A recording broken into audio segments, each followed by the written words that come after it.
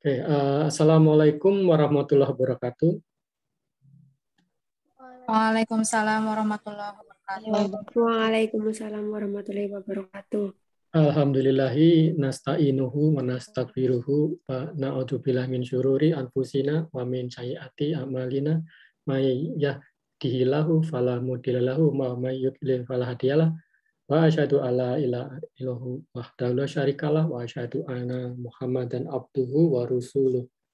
Selamat siang, selamat berjumpa kembali pada kuliah manajemen konflik pada siang ini. Nah, seperti yang sudah selazimnya, maka pada pertemuan kedua itu biasanya diisi dengan membahas landasan teorinya, ya. Jadi teori-teori yang diperlukan untuk membahas persoalan konflik ini. Mudah-mudahan sudah ada yang membuka di Ikhlas, ya. Ini tadi baru saja saya unggah bahan presentasi untuk siang ini. Kalau tidak, ya ini akan saya perlihatkan untuk materi pada siang ini. Nah, materi siang ini adalah kita bahas yang mungkin kadang-kadang bisa bikin ngantuk, ya, yaitu teori-teori, ya, teori konflik.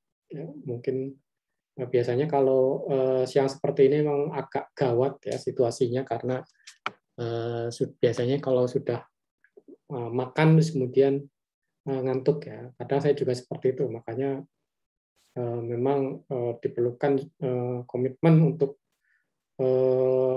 paling tidak mengikuti sampai akhir, ya. Meskipun ini juga saya rekam dan nanti biasanya saya unggah di YouTube, dan tautan itu, ya, tautan rekamannya akan saya cantumkan pula di pertemuan ke-1, sehingga misalnya ada yang tidak mengikuti sampai selesai atau yang tidak bisa hadir sama sekali tetap bisa mengikuti. Baik, jadi teori konflik ini diperlukan untuk memberikan penjelasan, ya. Jadi sifat teori itu kan memberikan penjelasan, bukan melakukan ramalan teori itu, ya.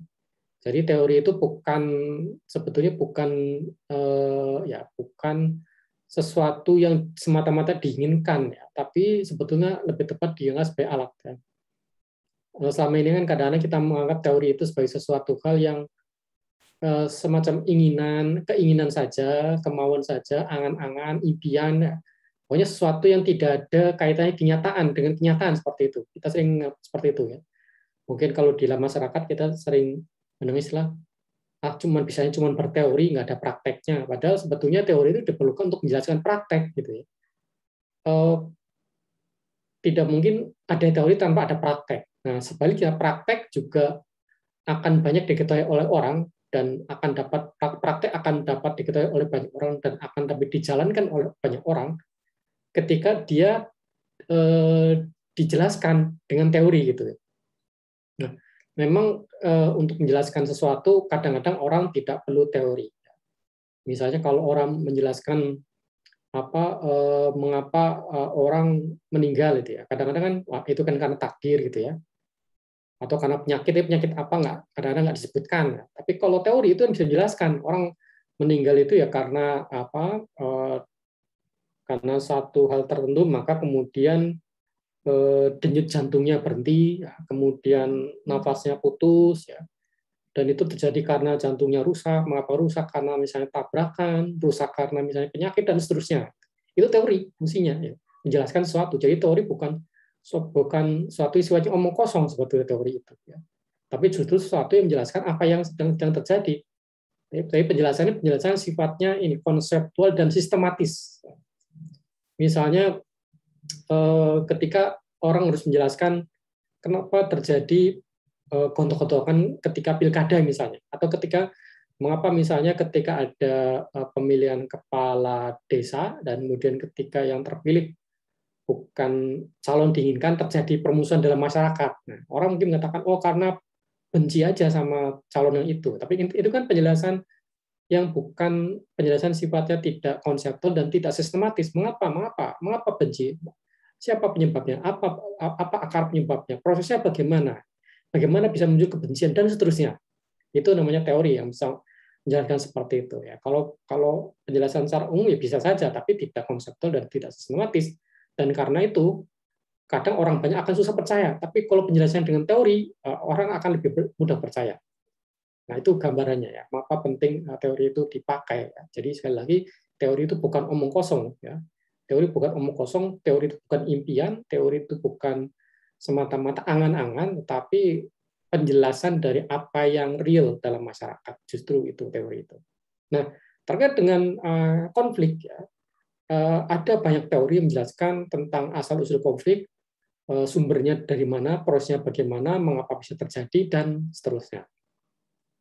Nah, terkait dengan konflik, maka orang kalau bicara konflik itu tidak lepas dari teori dari Mbah Jenggot ini ya. Ini kalau anak-anak sosial itu biasanya memberikan istilah Mbah Jenggot, yaitu orang yang namanya Karl Marx ya. Mungkin kalian mungkin pernah dengar namanya Karl Marx ya. Ya karena beliau itu selalu ditampilkan mengenakan jenggot, ya seringkali disebut sebagai Mbah Jenggot, ya, Karl Marx ini. Nah, Marx mengatakan bahwa yang namanya peradaban masyarakat, ya sampai sekarang ini ya, paling tidak sampai zaman Marx ada, bahkan yang mengatakan sampai sekarang pun masih seperti itu tidak dapat dilepaskan dari sejarah perjuangan kelas. Ya. Peradaban masyarakat yang ada sampai saat ini tidak dapat dilepaskan dari sejarah perjuangan kelas. Artinya, perkembangan masyarakat itu tidak lepas dari adanya perjuangan antar kelas sosial yang ada dalam masyarakat. Jadi, secara bergerak maju, secara berkembang, masyarakat itu berubah karena adanya perjuangan kelas. Ya. Perjuangan kelas itu ya, jadi masyarakat terbagi atas kelas-kelas sosial yang saling bertarung antara satu dengan lainnya. Itu kira-kira seperti itu. Sehingga ini disebut sebagai perjuangan kelas. Dan itu pasti terjadi sampai dengan sekarang. Nah, menurut Marx, masyarakat itu terbagi menjadi dua kelompok besar. Ya.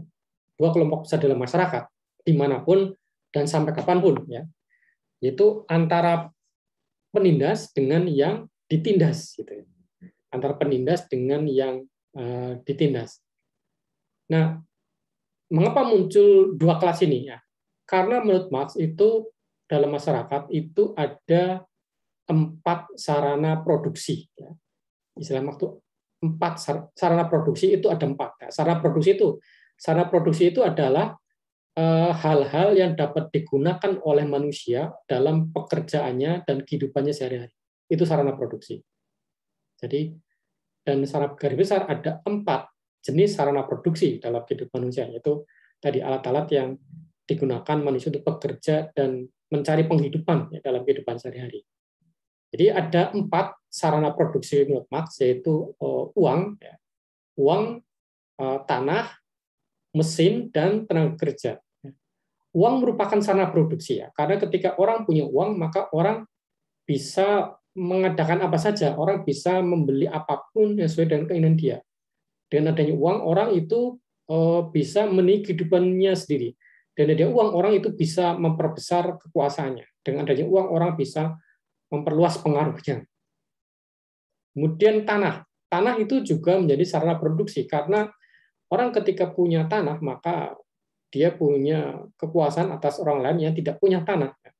Tanah ada sesuatu hal yang sangat dibutuhkan oleh manusia. Tanah adalah sarana produksi. Tanah itu bukan sekedar tempat orang tinggal, tapi juga bukan fisik berupa tanah, tapi ada konotasi sosial politik tanah itu. Jadi tanah itu melambangkan melambangkan kepemilikan gitu ya.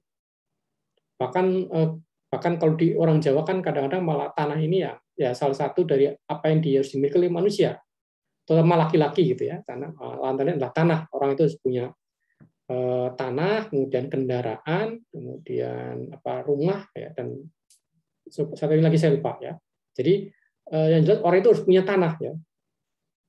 Bahkan kemudian kalau di Banyumas itu sedumuk batuk senyari bumi ya. Jadi orang akan kalau sudah punya tanah akan diperjuangkan habis-habisan kepemilikan atas tanah tadi. Begitu pentingnya tanah bagi manusia. Ya. Jadi bukannya sebagai tempat tinggal ya, tanah itu, tapi sebagai ekstensi manusia itu sendiri. Ya.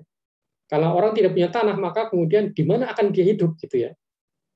Nah, mau tidak mau dia harus punya tanah dari orang lain. Di mana dia bisa hidup kalau tidak ada tanah, kalau dia tidak punya tanah.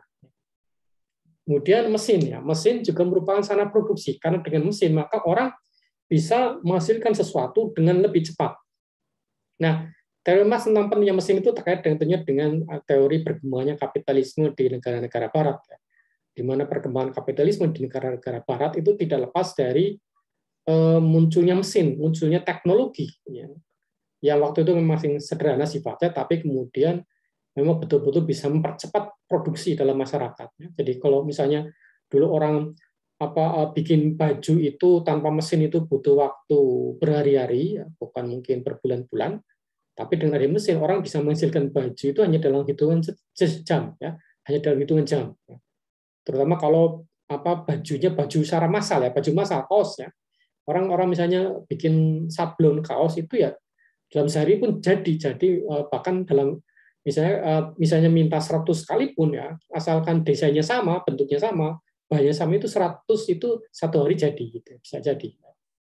Kalau custom artinya harus disesuaikan keinginan pembeli itu ya mungkin perlu waktu 2 atau 3 hari ya, seperti kalau misalnya kita pergi ke tukang jahit ya, kita pesan kepada tukang jahit untuk bikin sesuaikan kita, itu memang perlu waktu tersendiri ya. Nah, tapi kalau sifatnya massal itu dalam waktu sehari bisa diproduksi sampai dengan puluhan atau bahkan ratusan. Jadi itu mesin itu penting sekali ya. Jadi semakin banyak produksi yang dihasilkan dalam satu hari, maka tentunya akan semakin tinggi keuntungannya. Ini pentingnya mesin sebagai sarana produksi. Kemudian yang keempat adalah tenaga kerja. Nah, tenaga kerja juga sangat penting karena dengan tenaga kerja orang itu tidak perlu menghabiskan tenaganya sendiri untuk menjalankan sebuah pekerjaan. Ya. Orang hanya perlu untuk pekerjaan orang lain. Dengan adanya orang mempekerjakan orang lain, maka kemudian orang akan dapat menikmati hasilnya tanpa perlu banyak susah payah. Jadi inilah sarana produksi yang ada dalam Mas, ada 4 itu. Nah, tetapi ya, yang bisa mengakses 4 sarana produksi ini tidak semua orang. Ya, bisa mengakses 4 sarana produksi hanya segelintir orang. Hanya segelintir orang, yaitu kelompok orang yang berpunya. Ya. Yang tidak bisa mengakses 4 sarana produksi adalah kelompok orang yang tidak punya, orang yang tidak berpunya. Ini yang terjadi dalam masyarakat. Nah, ketika dalam masyarakat itu muncul 2 kelas tadi, antara yang punya dan yang tidak punya, otomatis terjadi apa yang disebut sebagai antagonisme, ya, pertentangan.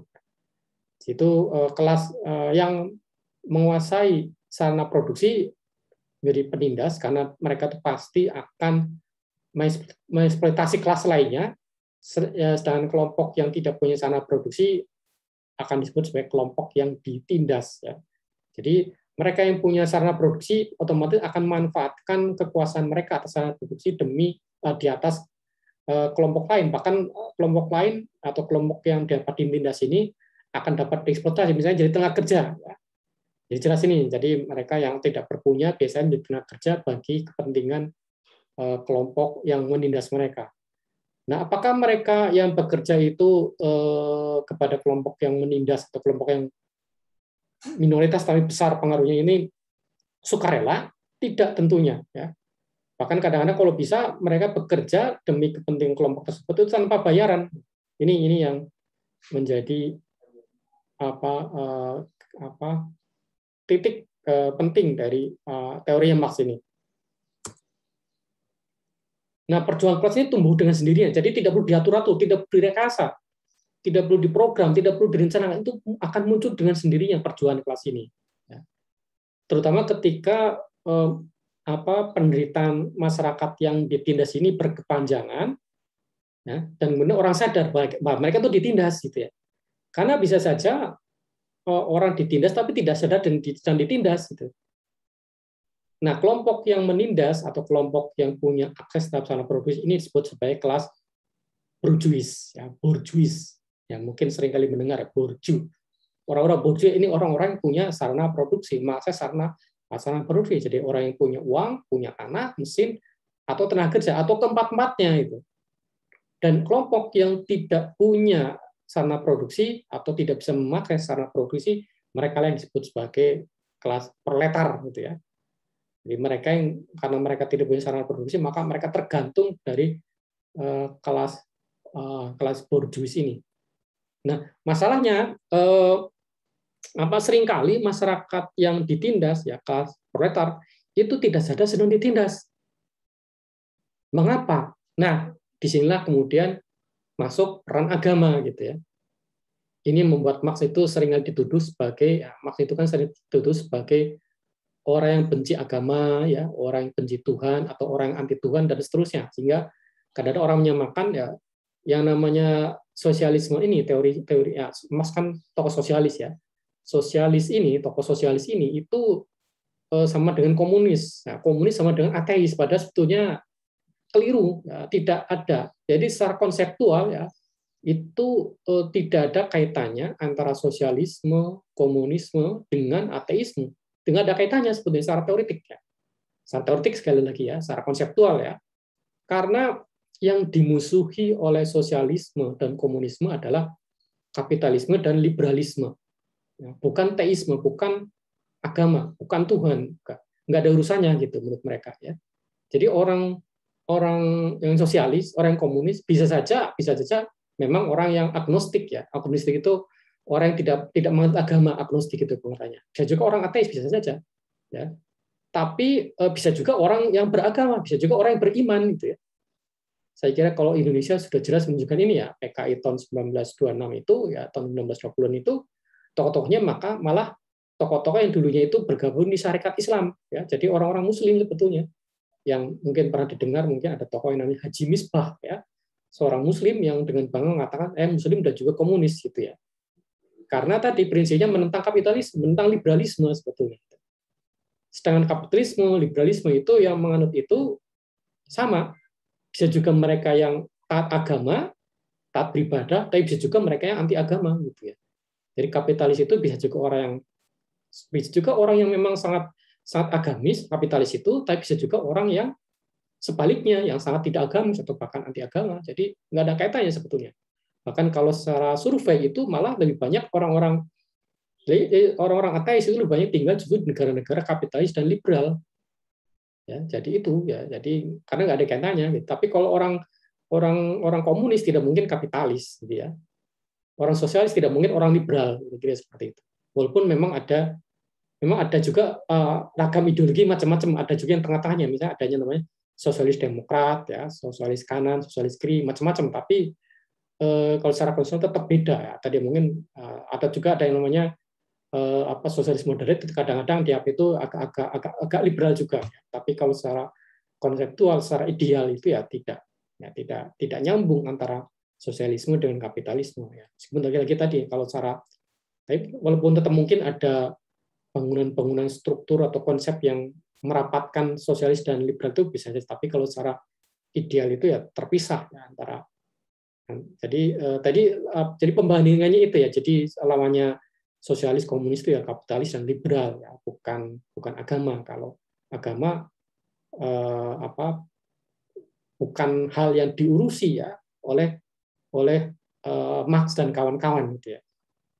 Nah, bagaimana kaitannya dengan agama di sini? Karena menurut Marx, agama itu memang menjadi candu, ya, pada masa dia. Menjadi candu. Mengapa dikatakan menjadi candu? Karena khotbah-khotbah yang disampaikan di gereja pada masa itu, ya. Jadi kita ingat, ya, konteksnya Eropa, ya. Eropa Barat, ya, di masa industrialisasi itu kan agama mayoritasnya kan memang ya jelas kan Kristen, ya, baik itu Katolik maupun Protestan. Ya, jadi konteksnya pendeta, ya. Jadi khotbah-khotbah dari para pendeta pada masa itu di Eropa itu memang hanya mengajarkan tentang surga, hanya tentang akhirat, ya. Jadi menurut Marx itu kira-kira ini. Jadi namanya agama satu hanya mengabarkan janji surga, tidak menyampaikan kondisi real masyarakat. Jadi masyarakat itu seperti istilahnya ninabobokan oleh agama di Eropa pada masa itu, ya. Jadi agama memberikan janji surga, bahkan para pendeta mengatakan nggak masalah kamu menderita, nggak masalah kamu ditindas, yang penting kamu sabar, tawakal, ikhlas, kira-kira seperti itu ya. Bahasanya kalau kita menggunakan bahasa Muslim ya, sabar, tawakal, ikhlas, nanti kamu akan masuk surga. Nggak perlu protes kepada pengusaha, nggak perlu ya, nggak perlu demo kepada yang punya pabrik, nggak perlu. Nggak usah kritik pemerintah, sabar saja, menderita di bumi nanti akan bahagia di akhirat, kira-kira seperti itu. Omongan para pendeta pada masa itu, pendapat para agamawan pada masa itu, sehingga Marx mengatakan agama candu. Karena omongan-omongan seperti ini, ajaran-ajaran agama seperti ini membuat rakyat tidak sadar dia itu menderita sebetulnya di bumi. Maka kemudian masyarakat menurut Marx ya, orang harus lepas dari jeratan-jeratan itu, harus lepas dari ilusi-ilusi tadi ya. Itu yang berbeda Marx yang tadinya itu penganut Katolik hanya berubah menjadi agnostik ya. Jadi Marx itu bukan ateis tapi agnostik ya, tidak lagi menganut agama. Mungkin Marx masih percaya Tuhan, mungkin ya. Kita tidak tahu persis, tapi yang jelas beliau ini seorang agnostik. Nah, tapi menurut Marx suatu saat nanti akan muncul kesadaran kelas. Suatu saat ketika penderitaan itu memuncak, orang sadar dia akan ditindas, dia itu ditindas. Nah, ketika muncul kesadaran kelas bahwa mereka itu sedang ditindas, maka mereka akan bangkit melawan penindasnya. Nah, jadi otomatis muncul perlawanan, muncul perjuangan kelas, muncul perlawanan dari proletar terhadap borjuis.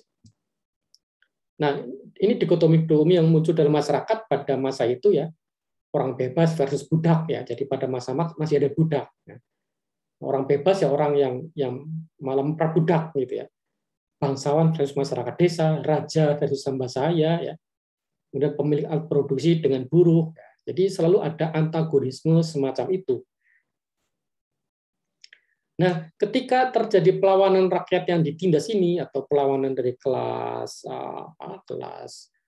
proletar, maka perlawanan ini akan mengarah pada munculnya apa yang disebut sebagai revolusi sosial. Ya. Jadi revolusi sosial adalah jalan atau alat bagi masyarakat yang tertindas untuk menjadi kelas yang berkuasa sebelum pun dihancurkan oleh revolusi sosial lainnya. Jadi perjuangan kelas akan mengarah pada munculnya revolusi sosial, di mana kelas borjuis itu akan digulingkan dari kekuasaan, digantikan oleh kelas proletar. Kelas proletar akan menjadi kelas borjuis baru. Nah, otomatis akan muncul kelas proletar lagi, dan terus-menerus seperti itu. Jadi sejarah terus-menerus akan seperti itu. Selalu ada pertentangan antara borjuis dan proletar. Proletar setelah berhasil menggulingkan kelas borjuis akan menjadi kelas borjuis baru, akan muncul kelas proletar baru, dan seterusnya ya, akan kelas borjuis baru akan digulingkan oleh kelas proletar baru. Kemudian roda terus-menerus berputar seperti itu. Itu yang namanya sejarah, itu seperti itu. Nah, itu yang dikatakan Marx ya. Peradaban masyarakat tidak pernah bisa lepas dari sejarah perjuangan kelas antara borjuis dan proletar. Nah, konsep Marx seperti ini menempatkan konflik sebagai penggerak masyarakat. Jadi yang menggerakkan masyarakat itu konflik gitu ya. Perubahan sosial terjadi karena konflik. Kalau tidak ada konflik, tidak ada perubahan sosial. Kalau tidak ada konflik, masyarakat tidak bergerak, masyarakat tidak berubah, masyarakat akan seperti itu saja, tidak statis, tidak berubah. Ya. Yang miskin tetap miskin, yang kaya tetap kaya, yang proletar tetap proletar, yang tindas tetap ditindas, tidak akan perlu ada perubahan. Makanya harus ada konflik biar terjadi perubahan yang lebih baik bagi masyarakat proletar, meskipun kemudian masyarakat proletar jadi masyarakat borjuis dan seterusnya. Ya. Jadi inilah yang menyebabkan konflik itu akhirnya menjadi revolusi, menjadi gerakan sosial dan politik perlawanan. Nah, apakah teori konfliknya Marx ini masih bisa dipakai sekarang ini? Nah, sekarang coba lihat misalnya tahun kemarin saya kira semester 7 ya, semester 7 itu kalau tahun kemarin kira-kira baru semester 5 ya. Nah, semester 5 ya, awal tahun ini semester 5. Oh ya semester 5 ya, semester 5 atau mungkin jadi pada bulan-bulan awal pandemi ya, mungkin kalian juga ikut demonya, ada undang-undang ini Omnibus Law ya, atau istilah cilaka, cipta lapangan kerja, maka di sini ada cilaka, ada membuat celaka bagi masyarakat ya. Ada undang-undang Omnibus Law ya, cipta kerja, kemudian ada revisi undang-undang KPK dan undang-undang mineral dan batu bara. Ya. Yang semua undang-undang ini tidak ada yang menguntungkan rakyat, gitu ya. Dengan adanya omnibus law misalnya, dengan adanya omnibus law itu kemudian buruh tidak harus dijamin keberadaannya di perusahaan tersebut ya. Bahkan buruh itu ya cenderung mengarah untuk lebih membuka kemungkinan adanya outsourcing. Outsourcing itu begini, outsourcing itu ini. Jadi buruh dipekerjakan oleh suatu perusahaan untuk bekerja pada perusahaan lain. Ya. Namanya sumber ketiga kan outsourcing sebenarnya pihak ketiga, di pihak ketiga kan. Jadi misalnya sebuah perusahaan ini ya, perusahaan garment. Nah, perusahaan garment ini yang bekerja kepada mereka itu bukan berarti statusnya pekerja perusahaan garment, bisa jadi mereka di outsourcing, artinya mereka pegawainya itu dikirim dari perusahaan lain. Nah, tapi mereka juga bukan resmi pegawai dari perusahaan yang mengirim tadi. Jadi pegawai dari buruh ini, buruh pabrik garment itu terombang-ambing. Dia bekerja di pabrik tersebut, tapi dia juga bukan karyawan tersebut, bukan karyawan pabrik tersebut. Tetapi dia juga bukan karyawan dari perusahaan yang mengirim mereka. Ya. Jadi statusnya sebang mengambang. Ya. Dan situasi tadi berjelas tidak ada jaminan, ya. Tidak ada jaminan sosial. Jadi dengan adanya omnibus law itu perusahaan tidak wajib memberikan jaminan sosial. Kalau sekarang kan setiap perusahaan wajib mendaftarkan pegawainya untuk ikut Jamsos Naker ya, jaminan sosial ketenagakerjaan, dan juga Jamsoskes, jaminan sosial kesehatan ya, BPJS, istilahnya sekarang BPJS ya, BPJS dan BPJS ketenagakerjaan, BPJS kesehatan dan BPJS ketenagakerjaan. Nah, dan adanya omnibus law itu tidak lagi wajib perusahaan itu ya. Orang kalau menjadi peserta BPJS ya harus bayar sendiri ya. Ini akibat dari omnibus law. Akibat lainnya orang kalau mau bikin pabrik tidak harus minta persetujuan masyarakat. Nah, jadi banyak lagi sebetulnya yang ini kira-kira ya jadi kemudian juga dengan adanya omnibus law ini buruh tidak lagi terikat pada upah minimum regional. Jadi semua perusahaan saja bisa saja. Nah, jadi tidak menguntungkan rakyat sebetulnya ya, omnibus law ini. Kemudian ada undang-undang mineral dan batubara ini juga sama. Ini lebih menguntungkan perusahaan tambang. Jadi perusahaan tambang itu boleh punya lahan tambang itu selama 30 tahun dan tidak perlu bertanggung jawab pada masyarakat sekitar. Jadi kalau ada dampak lingkungan dari perusahaan tersebut itu tidak harus diganti oleh perusahaan. Nah, ini yang depan. Nah, di situ maka kemudian posisi rakyat bagaimana ya? Rakyat hanya menjadi kelas borjuis, kelas proletar karena masyarakat tidak punya daya dalam mengubah undang-undang tadi. Nah, ini yang disebut. Nah, ini contoh perjuangan kelas. Jadi proletar lewat borjuis. Jadi borjuis itu ya perusahaan didukung oleh pemerintah dan rakyat ya kita yang protes itu. Gitu. Nah, ini menyebabkan ini masih relevan sebetulnya dari konfliknya Karl Marx ini, meskipun memang harus ini memang harus istilahnya itu dimodifikasi ya sesuai dengan perkembangan zaman, karena teori Marx ini juga bukan berarti tanpa kelemahan ya, karena misalnya dia itu mengabaikan perbedaan-perbedaan di kalangan masyarakat ya. Jadi tapi bahwasanya kemudian dalam masyarakat itu tetap ada kepentingan borjuis ya, itu harus dipahami betul ya. Dan setiap kali ada kepentingan borjuis, biasanya mereka itu kepentingannya dilindungi pemerintah ya. Jadi tidak ada kaum borjuis yang ingin bertentangan dengan pemerintah. Borjuis itu mesti pengennya pemerintah mendukung mereka gitu. Itu sebabnya mengapa kemudian ketika dulu pandemi sedang puncaknya, tapi pengusaha tetap minta mal boleh buka sampai jam 9 gitu ya. Tidak boleh ditutup, kemudian orang tetap harus boleh bepergian gitu ya. Orang harus tetap boleh berwisata. Itu karena kepentingan ini, kepentingan borjuis ini. Padahal tadi sedang tingginya ya. Belum lagi seputar seputar vaksinasi, ada vaksinasi yang katanya mandiri tapi kemudian ternyata harus berbayar itu ya. Padahal katanya dalam undang-undang kan, dalam peraturan presiden kan seharusnya tidak berbayar, ini kan malah berbayar itu.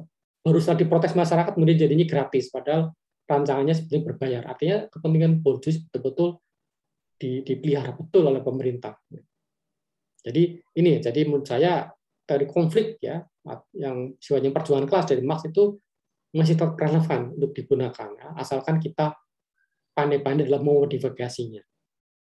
Itu teori pertama, ya. Teori konflik pertama dari Marx, yaitu terkait dengan perjuangan kelas. Nah, kemudian yang kedua adalah teori konflik sebagai sosialisasi. Ya. Jadi kalau yang tadi kan konflik sebagai perjuangan kelas itu kan mengatakan bahwa konflik itu perlu untuk perubahan masyarakat. Ya. Masyarakat akan statis kalau tidak ada konflik. Ya. Jadi kalau Mas ini demand harus ada konflik gitu. Dan bahkan tidak perlu mengharuskan juga karena konflik sudah dengan sendirinya ada dalam masyarakat terkait dengan pertentangan kelas. Nah, beda lagi dengan teori dari sama-sama orang Jerman namanya Georg Simmel. Ya. Jadi kalau Marx ini orang Jerman yang masih hidupnya jauh lebih banyak dihembuskan di Inggris bukan di Jerman.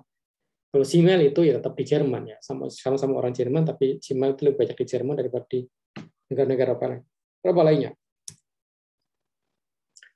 Nah, menurut Simmel itu Simmel sebetulnya juga tidak jauh-jauh aman dari teorinya Marx ya, karena Simmel juga melihat dalam masyarakat juga ada dua kelas, itu atasan dan bawahan, kira-kira seperti itu ya. Meskipun konteksnya beda, tapi sama-sama hanya melihat masyarakat itu ada dua kelas, atasan, bawahan, pemimpin dan pengikut. Nah, karena itu dalam situasi harian ya, kalau kedua kelompok ini ingin eksis ya, dua-duanya saling membutuhkan gitu ya. Makanya antara pemimpin dan pengikut itu pasti ada hubungan yang lebih penting daripada hubungan sama pengikut. Ya. Atasan dan bawahan juga pasti juga ada hubungan yang bagi atasan dan bawahan itu dua-duanya menganggap itu relasi antara mereka itu sama-sama pentingnya, sama-sama sangat penting. Nah, dalam tindakan sosial ini bedanya ya, bedanya Simmel dengan Marx itu tidak mesti ada konflik. Kadang-kadang ada juga harmoni. Kalau Marx kan mengatakan tindakan sosial itu dalam dunia sosial itu pasti ada konflik ya, tapi kalau menurut Simmel itu tidak mesti selalu konflik, tapi ada juga harmoni, ada keselarasan. Nah, cinta dan benci kira-kira seperti itu, kalau kata anak muda cinta dan benci. Jadi dan kadang-kadang itu ya apa ya, kadang-kadang mungkin juga kalian pernah merasakan antara cinta dan benci itu kadang-kadang batasnya tipis sekali gitu ya. Jadi kalau sedang jalan ya, ketika melihat misalnya mantan dengan jalan dengan yang baru kan pasti benci itu ya. Tapi ketika mereka berpisah jadinya seneng itu, wah jangan-jangan bisa balikan lagi nih. Nah kira-kira dalam kehidupan sosial seperti itu menurut Simmel itu ya, ada harmoni, ada konflik. Kadang-kadang memang orang itu berkonflik ya, antara pemimpin dan pengikut, antara atasan dan bawahan. Tapi kadang-kadang ada juga harmoni, kadang-kadang ada keselarasan di antara mereka. Nah, menurut Simmel, konflik itu merupakan bagian dari proses yang disebut sebagai sosialisasi. Sedangkan pengertian sosialisasi sendiri itu sebenarnya tidak sama dalam pengertian sosialisasi yang sifatnya umum ya. Kalau kita kan seringkali yang namanya sosialisasi itu misalnya misalnya pemberitahuan atau pemberian informasi tentang undang-undang misalnya kan. Misalnya sosialisasi undang-undang tenaga kerja ya, sosialisasi undang-undang mineral dan batu bara, atau sosialisasi undang-undang KPK yang baru ya, bukan itu sebenarnya pengertian sosialisasi di sini. Jadi sosialisasi pengertiannya adalah proses pendewasaan masing-masing orang sebenarnya sosialisasi itu. Dan dalam proses pendewasaan masing-masing orang maka orang berinteraksi dengan manusia sesamanya. Itu sosialisasi gitu ya. Jadi ketika orang itu berkembang, orang itu makin dewasa, dia pasti melalui proses sosialisasi, yaitu bertemu, berinteraksi, berkomunikasi dengan sesamanya. Ya, itu yang disebut sebagai sosialisasi. Jadi bukan tadi penyebaran atau penyampaian pesan informasi tentang peraturan semata-mata. Ya.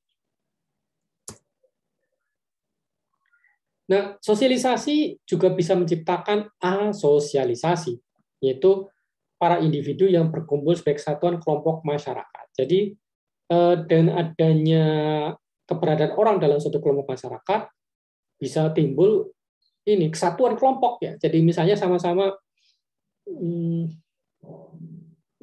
sama-sama dari Cilacap misalnya, sehingga kemudian ada saya kira masih ada Ikatan Mahasiswa Cilacap ya, IMC, Ikatan Mahasiswa Cilacap ya. Karena tadi ketika orang bertemu dengan sama ini mahasiswa UIN sama-sama dari Cilacap ya, kumpul di situ hanya kemudian IMC ya, mungkin IMC chapter UIN ya, karena kan ada yang UNSUD juga ya, UNSUD juga banyak ya mahasiswa Cilacap yang di sini ya.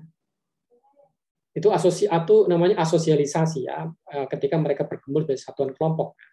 Jadi di situ muncul kesepakatan, muncul kesepahaman, kemudian muncul perjanjian untuk saling bantu satu sama lain. Nah, sebaliknya sosialisasi juga bisa melahirkan disasosialisasi, yaitu ketika para individu yang berkumpul tadi itu mengalami interaksi yang tidak positif, yaitu interaksi negatif, saling bermusuhan ya. Jadi kalau asosialisasi itu memunculkan persahabatan, perkawanan, pertemanan, ya, perkubuan, itu sebaliknya kalau disasosialisasi justru melahirkan konflik gitu ya. Jadi sosialisasi itu juga bisa melibatkan konflik, bisa menciptakan konflik ya. Jadi ini bisa saja terjadi ketika misalnya orang itu bertemu, berkumpul ya, saling berbagi pandangan, itu kadang-kadang malah justru menyebabkan konflik gitu ya. Jadi bisa saja ada titik kesepahaman, bisa juga malah muncul titik-titik kesalahpahaman gitu ya antar orang-orang tadi. Nah, kalau kita ingin bebas sama sekali dari kemungkinan konflik ya tidak perlu berkumpul gitu ya pendapatnya. Tidak perlu ngumpul, tidak perlu kongko-kongko, tidak perlu gabung dalam satu kelompok ya. Ya sendiri-sendiri saja hidupnya itu, sehingga pasti tidak akan muncul konflik ya. Tapi apakah mungkin ya, apakah mungkin manusia itu hidup tanpa bermasyarakat? Nah, ya mau tidak mau orang harus bermasyarakat. Nah, dalam konteks orang bermasyarakat kadang-kadang ketika bertemu dengan orang lain malah muncul konflik ya. Karena adanya feeling of hostility atau rasa permusuhan yang muncul secara alamiah gitu kadang-kadang. Jadi kadang-kadang orang itu berkonflik dengan sama itu muncul secara memang saya nggak suka sama orang itu, kadang-kadang seperti itu. Mungkin ada yang mengalami seperti ini ya. Jangan-jangan ada yang mengalami, saya kok nggak suka dengan dia sih. Misalnya sama-sama dalam kelas ini MPI 7A, kok saya lihat dia kok sebel ya lihatnya gitu ya.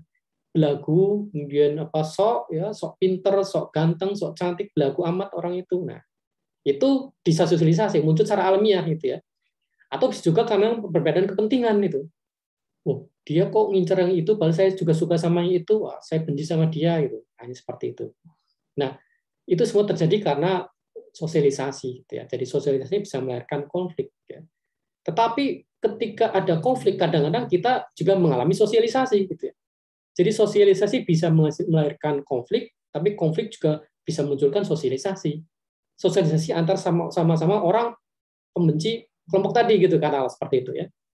Misalnya lihat, ini yang namanya Eksa ini orangnya belagu amat sih, sok cantik, sok pintar sendiri. Ternyata yang tidak suka ternyata bukan cuma satu orang, ternyata banyak orang yang tidak sama-sama juga tidak suka. Berarti sama dari satu kelompok ya, kelompok anti Eksa misalnya itu. Atau misalnya kalau misalnya Eksa ini nyalon jadi presiden, muncul yang penting bukan Eksa itu ya. Yang penting calonnya siapapun, yang penting bukan Eksa ya. Pokoknya kelompok anti ya. Itu kalau dalam konteks kehidupan sosial di tingkatan bawah saja kadang muncul seperti itu, apalagi dalam konteks yang lebih besar ya. Kadang-kadang yang penting bukan itu yang jadi ya. Pokoknya entah siapapun yang jadi, yang penting bukan dia yang jadi, kira-kira seperti itu kalau dalam konteks yang lebih luas ya. Dan itu dalam kehidupan masyarakat sehari juga ada ya. Nah, itulah konflik sebagai sosialisasi menurut Georg Simmel ya. Jadi konflik bisa menjadi sumber adanya sosialisasi, bisa juga konflik itu disebabkan oleh adanya sosialisasi. Nah, kemudian yang ketiga adalah Max Weber ya. Max Weber juga sama dari Jerman juga. Jadi memang dari Jerman itu banyak muncul pemikir sosial ya. Jadi Georg Simmel Jerman, ini Max Weber juga Jerman, Karl Marx juga Jerman ya. Nah, kalau Weber melihat konflik itu ada kaitannya dengan apa yang disebut sebagai stratifikasi sosial ya. Jadi apa yang disebut sebagai stratifikasi ya?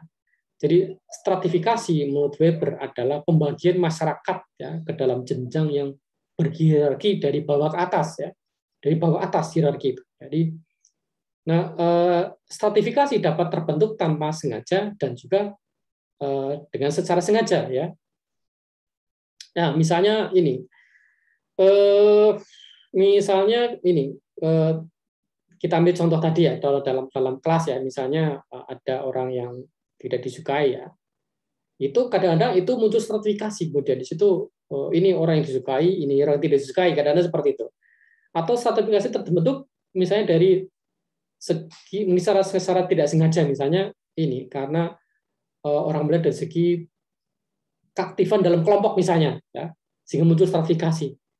Ini yang paling aktif dalam kelompok, ya. Ini yang aktif tapi tidak sangat aktif.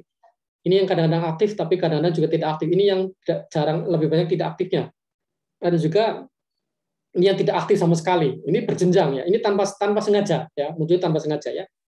Klasifikasi stratifikasi berdasarkan aktif tidak aktif dalam kelas misalnya ya.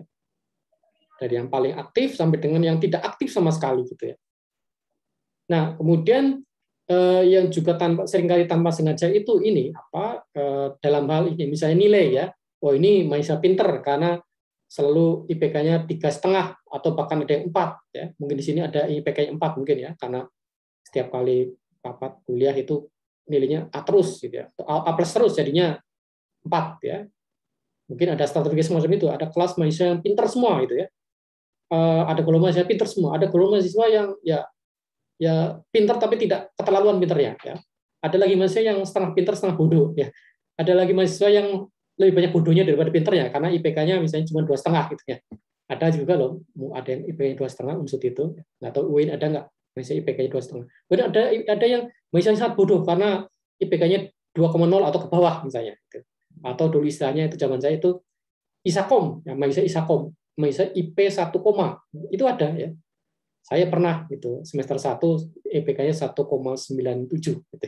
Tapi setelah itu naik terus hingga bisa sampai di atas 3. Nah, itu contoh stratifikasi yang terbentuk secara tanpa sengaja. Nah, kalau secara sengaja ya munculnya di lembaga-lembaga. Misalnya kalau kita masuk ke kantor ya otomatis itu memang ada aturannya ya. Misalnya ada atasan, ada pembantunya, ada bawahan, ada office boy dan seterusnya. Itu stratifikasi yang terbentuk secara sengaja ya. Jadi memang seperti kalau dalam struktur organisasi di UIN ya, otomatis ada stratifikasi yang secara sengaja gitu ya. Ya paling atas itu rektor, ada wakil rektor, ada ketua-ketua lembaga, kemudian ada dekan, di bawahnya lagi ada wakil dekan, di bawah lagi ada ketua jurusan, di bawah lagi ada koordinator program studi, di bawah lagi adalah dosen biasa ya, seperti itu. Itu stratifikasi yang secara sengaja gitu, karena secara sengaja karena memang ya orang mau jadi rektor kan pasti sengaja kan. Tidak ada orang jadi rektor nggak sengaja, nggak ada ya. Nggak ada ceritanya orang nggak jadi orang tiba tahu ditunjuk jadi rektor, nggak ada ceritanya ya. Pasti orang itu pengen jadi rektor ya. Pasti orang itu pengen jadi dekan, pasti orang itu pengen jadi ketua jurusan. Tapi kalau wakil rektor ya kadang-kadang tunjukkan ya kalau wakil rektor itu, meskipun juga bukan berarti tidak ada faktor, kadang-kadang juga ada faktor juga ini faktor keinginan juga, karena kalau orang ditunjuk jadi wakil rektor tapi sama sekali tidak ingin ya dia mungkin tidak jadi wakil rektor kecuali kalau dipaksa ya oleh rektornya. Nah, pada masa lampau masyarakat dikelompokkan berdasarkan sistem feodal ya. Jadi ini secara sengaja ya, ini secara sengaja berdasarkan sistem feodal, yaitu ada raja-raja, ada bangsawan dan ada budak. Jadi ini ada gambar yang menunjukkan itu. Nah, ini piramida kekuasaan di masa feodal. Ya. Feodal itu berarti sistemnya sistem kerajaan feodal itu.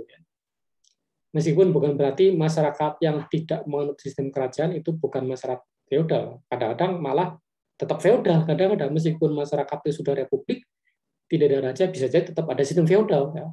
Jadi bisa saja ada kelompok orang yang dianggap itu sebagai king atau raja. Gitu. Jadi di sini dalam sistem ini, dalam piramida kekuasaan feodal itu yang paling puncak adalah raja. Ya. Raja, kemudian di bawahnya ada nobles itu para bangsawan. Ya. Bangsawan dalam bahasa Indonesia ya, bukan bangsawan dalam bahasa Jawa. Ya. Kalau dalam bahasa Jawa kan bangsawan itu bangsane turu awan. Nah, bangsane tangi awan ya. Kuliah jam 7:30, tapi jam 7:15 baru bangun, sehingga ketika pertemuan lewat Jimit atau Zoom itu sebenarnya baru kucek-kucek ya. Sebenarnya mungkin nyawanya baru separuh ya, tapi sudah terpaksa harus ikut pertemuan ya karena jadwalnya kebetulan pagi. Nah, itu bukan bangsa seperti itu ya, bukan bangsanya Tangi Awan, tapi bangsa dalam pengertian bahasa Indonesia, bangsawan ya. Ya mereka kerajaan, tapi mereka itu royal, orang-orang terpandang ya, orang punya darah kerajaan, tapi bukan raja ya. Mereka itu bisa saja bawahan raja, bisa juga anggota keluarga kerajaan. Itu nobles. Kemudian dewa mereka ada knight itu prajurit. Nah, dewa prajurit ada peasant itu petani kecil. Jadi bukan farmer ya.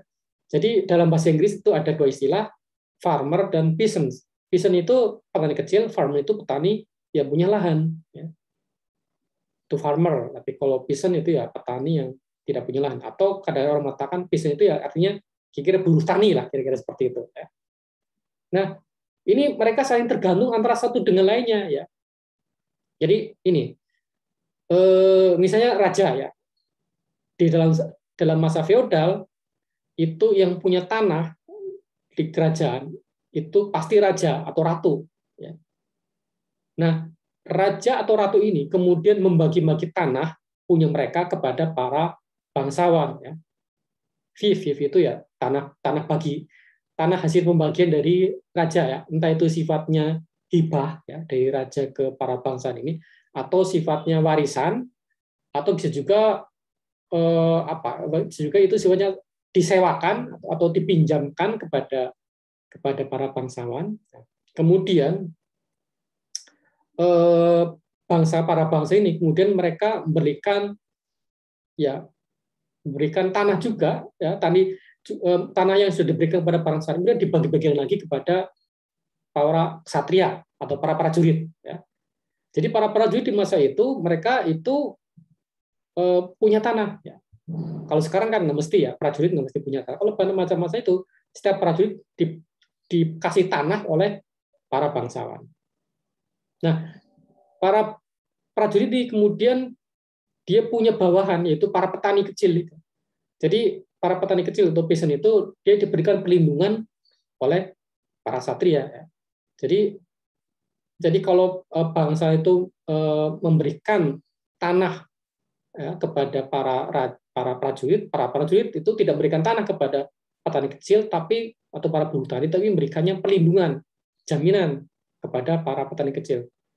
Nah, sebagai imbal baliknya, maka para petani kecil ini itu menyediakan makanan dan lain-lainnya kepada para prajurit, para ksatria istilahnya, para ksatria, para prajurit ya. Nah, mengapa? Karena tadi meskipun mereka para prajurit ini tidak memberikan tanah kepada para buruh petani ini atau para petani kecil itu, tapi mereka itu boleh tinggal di ladang mereka, boleh tinggal di peternakan para prajurit ini. Nah, sebagai imbal balik atas kebaikan para prajurit itu mereka yang berikan yang persilahkan mereka untuk tinggal di lahan milik para prajurit ini, kemudian mereka memberikan makanan. Makanan dari mana? Makanan dari lahannya milik para prajurit. Ya. Jadi sebagai imbal balik dari kebaikan dari para prajurit, mereka mengolah tanah, menanam, memanen, hasilnya diberikan kepada para prajurit. Nah, para prajurit tidak berikan upah kepada para petani, tidak berikan upah. Ya. Yang mereka berikan adalah perlindungan dan jaminan hidup. Ya, jaminan dalam arti mereka boleh tinggal, boleh punya rumah di lahan milik para prajurit ini. Sebagai gantinya mereka menggarap tanah secara gratis dan hasilnya diberikan kepada para prajurit. Nah, para prajurit ini kemudian juga mereka memberikan pelindungan dan layanan militer kepada para bangsawan gitu. Jadi para prajurit itu juga mengabdi kepada para bangsawan. Jadi para bangsawan itu menerima uang, menerima pelindungan dari para prajurit ini. Jadi mereka kebanyakan ngasih uang kepada para prajurit, ya, tapi mereka kasih tanah. Ya. Jadi mereka kasih tanah diolah oleh para prajurit dengan bantuan para petani kecil, hasilnya disumbangkan kepada para bangsawan. Ya. Setelah prajurit itu juga menerima. Nah, selain memberikan sumbangan tanah, mereka juga memberikan perlindungan, ya. Memberikan pelindungan militer kepada kepada para bangsawan ini. Nah, kemudian apa yang diberikan para bangsawan kepada raja? Uang. Ya. Jadi mereka memberikan uang dan mereka menyediakan prajurit untuk raja. Ya. Jadi begitu. Jadi raja ngasih tanah kepada para bangsawan dan imbal baliknya nanti bangsa itu memberikan uang atau upeti ya, upeti berdasarkan tanah yang diberikan oleh raja, upeti dan tentara kepada raja. Nah, itulah piramida feodal kekuasaan seperti itu dan itu tidak pernah berubah gitu ya. Nah, kembali ke sini. Jadi konflik terjadi, konflik otomatis terjadi ya dalam konteks Weber, konflik otomatis terjadi dari strategi sosial semacam itu ya. Tapi apakah konflik tadi mengarah pada munculnya kekerasan? Ya, tidak mesti. Akan mengarah pada perubahan sosial? Tidak mesti. Tapi ini muncul secara otomatis. Ya. Jadi dalam satu sisi Weber ada samanya dengan Marx. Ya. Kalau mengatakan konflik otomatis terjadi antara borjuis dan proletar, kalau Weber mengatakan konflik otomatis terjadi ketika ada lapisan-lapisan feodalisme tadi. Gitu ya. Otomatis terjadi. Tapi bukan dalam konteks perjuangan kelas ya.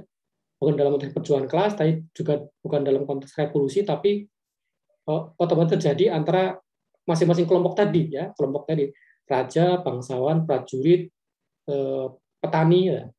Hanya saja memang konflik ada, potensi ada, tapi tidak meledak, ya, tidak meledak menjadi suatu perlawanan terbuka kepada sistem, ya, tersembunyi konflik itu, kalau menurut Weber itu.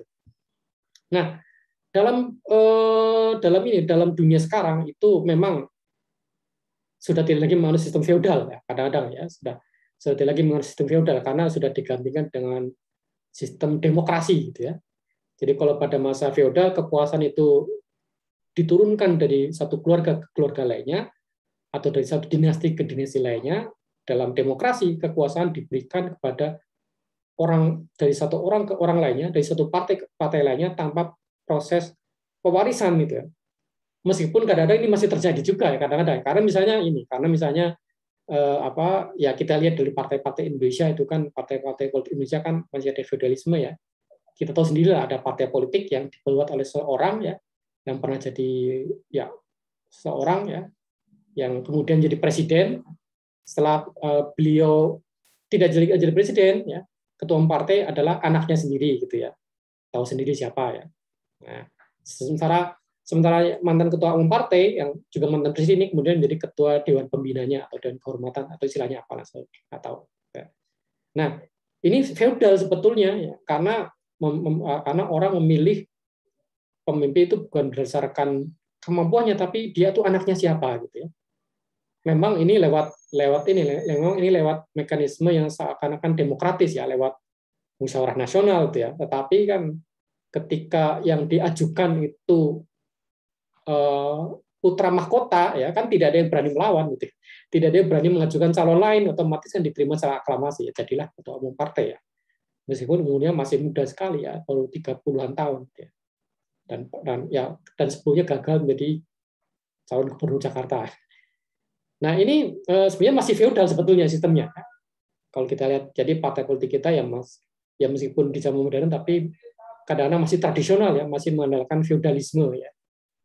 Tapi kalau secara umum ya kita boleh bicara kita sudah tidak lagi di zaman feodal ya. Meskipun prakteknya tidak seperti itu juga, kadang-kadang masih banyak feodalisme ya. Nah, tapi di zaman modern sekarang itu tidak terbentuk strategi sosial seperti itu, tapi kadang-kadang orang memberikan penghargaan lebih tinggi kepada hal tertentu yang mana ini akan menempatkan hal tersebut pada kedudukan lebih tinggi ya. Misal hal tertentu banyak unsurnya, misalnya dalam kekayaan ya. Jadi kadang-kadang orang menempatkan kekayaan dalam strategi sosial. Jadi kadang-kadang yang menentukan strategi sosial itu bukan sistem feodal tapi kekayaan ya. Jadi yang orang yang dia itu paling tinggi posisinya adalah orang yang paling punya banyak uang. Kekayaan. Atau bisa juga berdasarkan kekuasaan ya. Jadi orang itu menempati strategi sosial yang paling tinggi itu karena status sosial paling tinggi karena dia punya kekuasaan. Presiden misalnya, presiden, menteri, bupati dan seterusnya. Atau kadang-kadang bisa berdasarkan ras. Nah, jadi ini terjadi dengan negara-negara yang ini ya, negara-negara yang memang mengutamakan ras gitu ya. Misalnya kalau di negara Israel itu ya, otomatis karena ras yang mayoritas itu rasnya Yahudi, otomatis Yahudi yang jadi pemimpin negara Israel gitu ya. Etnis, nah etnis juga sama. Jadi kalau kadang-kadang orang menempatkan etnisitas lebih penting daripada kekayaan, lebih penting daripada kekuasaan, lebih penting daripada ras, sehingga etnis tertentu itu selalu menang dalam pemilihan kepala daerah, atau bahkan pemilihan perguruan tinggi sekalipun ya. Oke, ini saya ceritakan karena ada kasus nyata ya dari salah satu UIN ya. Saya nggak akan cerita UIN mana ya, yang jelas bukan Jawa, di luar Jawa. Di UIN tersebut itu setiap kali ada pemilihan rektor itu isu yang dihembuskan itu selalu isu etnis Melayu ya. Mungkin karena di tempat tersebut itu kebanyakan mayoritas itu suku Melayu, maka otomatis selalu ada persyaratan tidak resmi bahwa yang bisa jadi calon rektor itu hanyalah mereka yang etnisnya Melayu. Sehingga ketika ada pendatang dari etnis lainnya, meskipun sangat berprestasi, sangat cerdas, sudah profesor juga, tapi tidak pernah dianggap gitu.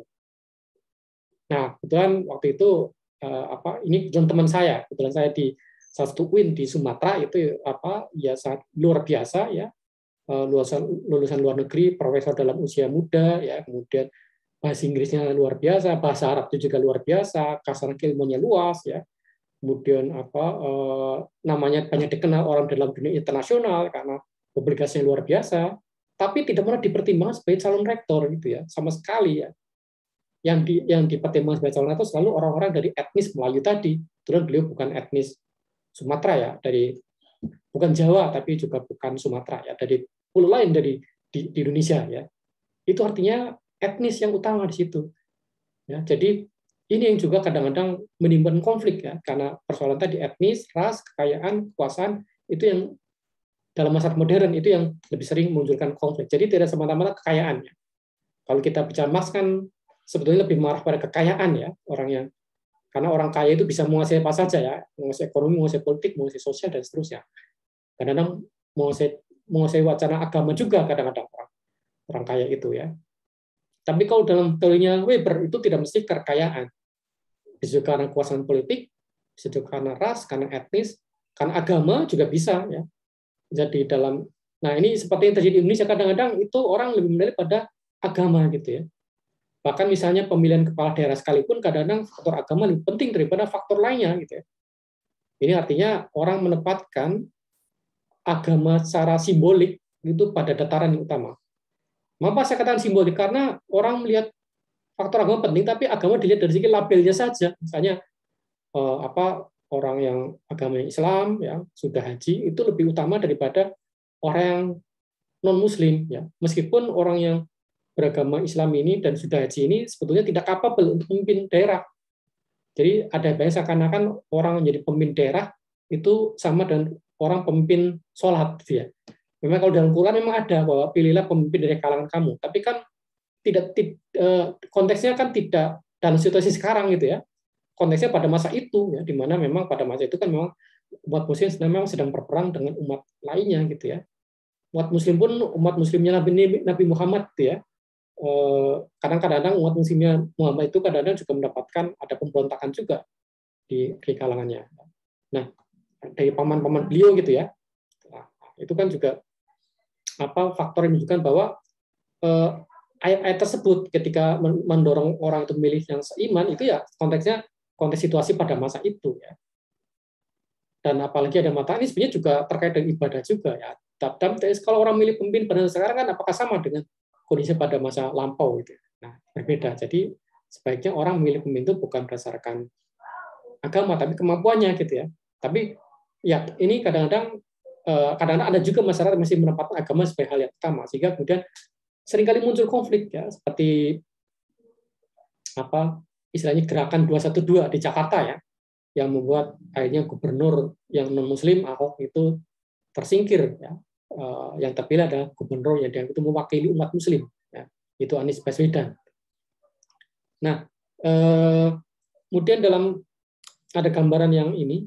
Nah, ini gambaran yang menarik karena ini sebuah program ya, sebuah program televisi yang bercerita tentang ini, bercerita tentang ada seorang bos, ya, seorang atasan yang dia itu menyamar, ya, menyamar agar dia itu menyamar sebagai karyawan, agar dia tahu bagaimana nasib karyawan di perusahaan dia bekerja, ya. Misalnya ada seorang bos yang menjadi ini dia itu pemilik perusahaan dari perusahaan yang kalau salah perusahaan makanan di Amerika Serikat, ya. Nah, karena menurut dia kalau bos itu tidak turun langsung, itu tidak bisa melihat situasi apa ada dalam masyarakat, dalam situasi apa yang dialami oleh para bawahannya, maka dia menyamar menjadi seorang bawahan. Nah, ketika dia menyamar, maka ketahuan, oh ternyata ini masalahnya. Ternyata diam-diam ada konflik antara perusahaan dengan karyawannya. Karena misalnya si karyawan tidak puas, oh ternyata ini honor untuk mengantar delivery, ya, untuk makan delivery itu nggak ada misalnya. Oh ternyata perusahaan melarang memberikan tips pada orang yang ngantar makanan dan seterusnya. Nah, ini sebetulnya cara-cara untuk manajemen konflik sebetulnya, ya. Jadi apa yang dilakukan oleh si bos ini, ya, Menci ini berusaha untuk meredam konflik antar perusahaannya dia sendiri dengan karyawannya. Nah, satu cara untuk mengatur itu, dia harus tahu konflik apa yang terjadi antara karyawan dan perusahaannya. Ternyata kemudian, ternyata konfliknya memang ada, yaitu tadi dalam soal honorarium, dalam soal tips, dalam soal yang lain, tidak ada uang lembur dan seterusnya. Yang kemudian dia sadar harus ada yang diperbaiki dari dalam situasi pekerjaan tadi. Jadi itu adalah ini contoh konflik yang terjadi antara dalam perusahaan, antara karyawan dan perusahaannya, dan bagaimana cara menangani konflik tadi, yaitu dengan cara tadi terjun langsung, ya. Istilah sekarang itu belusukan, ya. Jadi si bosnya Menci ini melakukan belusukan, dia nyamar menjadi karyawan juga. Nah, kemudian teori yang keempat adalah teori konflik fungsional, ya. Iya, keempat, betul. Nah, perintis dari teori konflik fungsional ini ada dalam buku yang saya lampirkan, ya. Ini orang namanya Lewis Kosser. Nah, Lewis Kosser itu sebetulnya landasannya adalah Marx, ya. Teorinya Marx landasannya Kosser itu. Jadi menurut Lewis Kosser, konflik itu merupakan perjuangan akan nilai-nilai dan klaim terhadap status, kekuasaan, dan sumber daya. Di mana tujuan dari perjuangan itu adalah menetralkan, melukai, dan menghapuskan keberadaan musuh.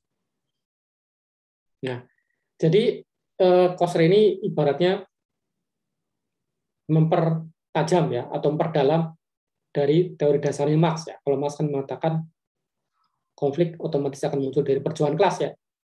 Ketika terjadi perbedaan kelas dan kemudian kelas tertindas itu sadar dia tertindas, maka akan langsung muncul konflik. Nah, kalau Kosser itu lebih mempertajam lagi, di mana konflik itu meskipun itu pemicunya itu secara tidak sengaja, tapi ketika konflik itu berlangsung itu disengaja dalam arti memang dirancang.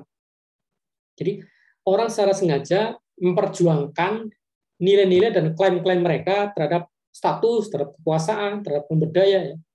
Dan ada tujuannya, ya. Tujuannya kalau Marx kan cuma mengatakan tujuannya untuk menggulingkan kelas borjuis, ya.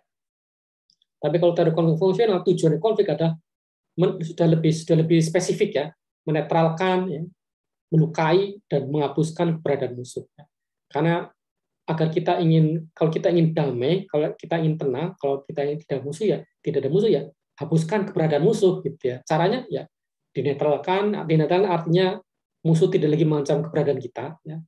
Dilukai, musuh itu dilukai, artinya musuh itu harus kalau dilukai musuh itu akan lumpuh kemampuannya untuk mengganggu kita, atau lebih baik lagi dihapuskan, otomatis akan hilang musuh tadi. Tapi apakah ini selalu sifatnya kekerasan? Tidak, ya. Konflik tidak mesti mengarah pada kekerasan, meskipun tujuannya menetralkan, melukai, dan menghapuskan, tapi bukan berarti identik dengan kekerasan.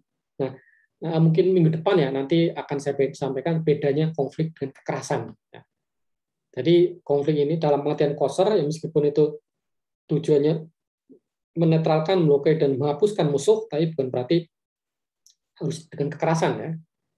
Nah, konflik menurut Kosser adalah bagian dari hubungan dan tidak selalu merupakan tanda instabilitas, ya. Karena ada juga teori sosial lainnya yang benci terhadap konflik, yang mengabaikan konflik, yang menyatakan bahwa konflik merupakan tanda instabilitas. Konflik merupakan tanda ketidakstabilan. Nah, kalau Coser mengatakan konflik justru merupakan tanda, tidak mesti merupakan tanda instabilitas. Seperti kalau Marx itu cenderung justru mengatakan konflik merupakan tanda instabilitas dalam masyarakat. Dan karena itu bisa muncul perubahan sosial. Tapi Coser mengatakan tidak mesti merupakan tanda instabilitas. Karena konflik itu justru merupakan upaya untuk menegaskan stabilitas konflik tadi. Nah, jadi seringkali orang menciptakan konflik justru agar kekuasaannya stabil gitu ya. Misalnya menjelang, ya ini di masa Orde Baru ya, di masa Orde Baru di masa Orde Baru terutama itu, dan di masa sekarang mungkin juga seperti itu. Nah ini menjelang 30 September itu selalu muncul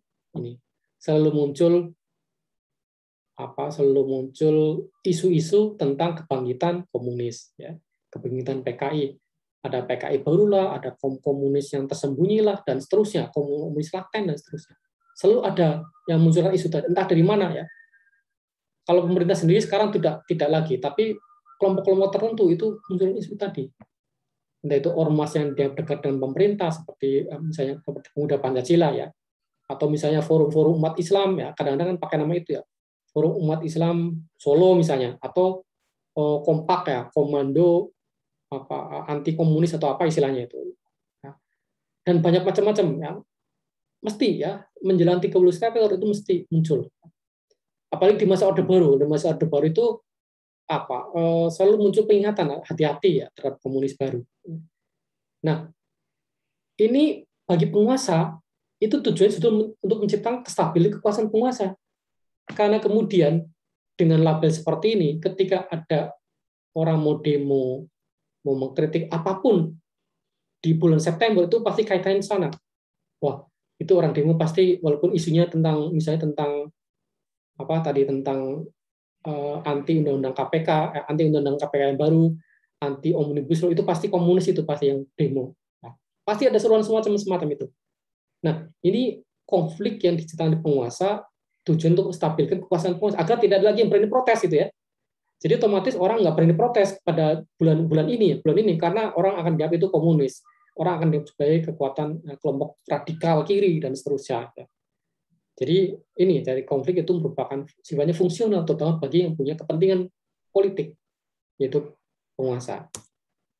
Nah, melalui konflik itu juga tercipta perbatasan antar kelompok yang menyatukan anggota masing-masing kelompok ya. Jadi ketika terjadi konflik itu kadang-kadang kita malah lebih dekat kepada sesama kita daripada di masa tidak ada konflik gitu ya. Misalnya ini kelas 7 MPIA itu misalnya mendukung seseorang dari 7 MPIA untuk terlibat dalam pemilihan presiden BEM terbiak misalnya gitu ya. Dakwah ya. Pemilihan presiden BEM dakwah. Nah, mau tidak mau kemudian harus berhadapan dengan calon dari kelas lainnya, misalnya 7 MPIB misalnya. Nah, adanya konflik ya antara sesama calon presiden BEM itu otomatis menguatkan internal dari masing-masing kelas. Jadi otomatis kelas 7 MPIA yang tidak saling kenal tadinya ya, kemudian mendadak menjadi lebih akrab, lebih erat ketika calon dari mereka maju ke gelanggang pemilihan presiden BEM. Demikian pula yang kelas lain juga seperti itu. Mereka menjadi lebih solid ya ketika ada konflik dengan calon dari 7 MPA yang sama-sama maju ke gelanggang pemilihan presiden BEM fakultas misalnya. Nah, ini contoh bagaimana konflik itu juga bersifat fungsional, yaitu menyatukan kelompoknya masing-masing. Jadi fungsi kelompok itu ada yang pertama satu, bahwa pada perubahan sosial. Jadi dengan adanya konflik maka kemudian orang malah justru lebih kuat ya bersama mereka ya. Jadi muncul perubahan sosial pada tingkatan yang makro, yang mikro ya, yaitu tadi membuat semakin solid. Kemudian jika kita inginkan perubahan, jadi ketika kita ingin misalnya taruhlah misalnya selama ini yang jadi presiden BEM di UIN itu misalnya selama ini dari syariah, wah ingin dari dakwah ingin merebut kekuasaan ya, sekali-kali jangan syariah dong yang jadi pemimpin, dakwah kadang-kadang ya perlu jadi presiden BEM. Nah, itu kemudian muncul perubahan sosial karena mestinya ya karena dan pastinya itu calon presiden dari dakwah itu pasti mengajukan program kerja yang lain daripada yang dari calon dari syariah misalnya. Itu fungsi pertama ya, bahwa pada perubahan sosial. Nah, fungsi kedua dapat merasa inovasi ya. Jadi kadang-kadang ketika dalam situasi konflik itu kita lebih inovatif, kita lebih kreatif. Gitu. Sederhananya kalau kita ikut lomba ya, lomba entah itu penulisan, lomba seni yang lainnya itu kita lebih dipaksa untuk lebih inovatif ya. Atau dirangsang untuk lebih inovatif kita itu.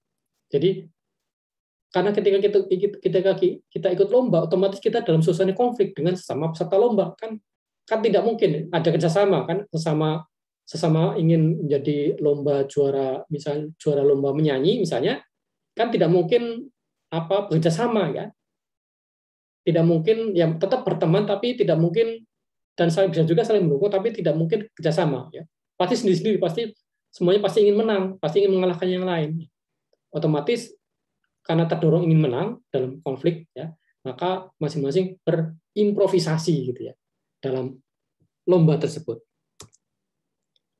Dan kemudian ada dua jenis konflik ya dalam konteks teorinya Koser ini, yang realistis dan yang non realistis ya.